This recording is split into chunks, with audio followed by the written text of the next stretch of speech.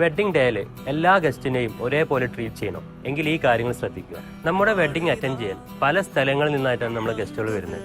അപ്പോൾ അവർക്ക് നമ്മൾ പ്രോപ്പർ ആയിട്ടുള്ളൊരു പരിഗണന കൊടുക്കണം. 3 കാര്യങ്ങളാണ് ശ്രദ്ധിക്കേണ്ടത്. ഒന്ന്, നമ്മൾ കല്യാണത്തിന് വരുമ്പം മാക്സിമം എല്ലാവരെയും ഫോട്ടോയിൽ ഉൾപ്പെടുത്താൻ ശ്രമിക്കണം. അടുത്തത്, നമുക്ക് അവരെ എൻഗേജ് ചെയ്യിപ്പിക്കണം. അതുപോലെ എന്റർടൈൻമെന്റ് എന്തെങ്കിലും പാട്ട് പരിപാടി എന്തെങ്കിലും അവർക്ക് പാടാൻ കഴിയുന്നവരാണ് അവരെ അതിൽ ഉൾപ്പെടുത്തുക. അതുപോലെ നമ്മൾ ഫാമിലി മെമ്പേഴ്സിനെ അങ്ങോട്ടും ഇങ്ങോട്ടും പരിചയപ്പെടുത്തുക. ഈ കാര്യങ്ങൾ ചെയ്യുമ്പോൾ നമ്മൾ അവർ കുറച്ചും കൂടി എൻഗേജ്ഡ് ആയി. അതുപോലെ കണ്ടുവരുന്ന ഒന്നാണ് ഫുഡ്. സ്റ്റാർട്ടിങ്ങിൽ നമുക്ക് എല്ലാ മെനു എല്ലാ ഐറ്റംസും ഉണ്ടാവും. കുറച്ച് പകുതി കഴിഞ്ഞതിന് ശേഷം ഇനി ലാസ്റ്റിലേക്ക് എത്തുമ്പോൾ എല്ലാ മെനു ഉണ്ടാവില്ല.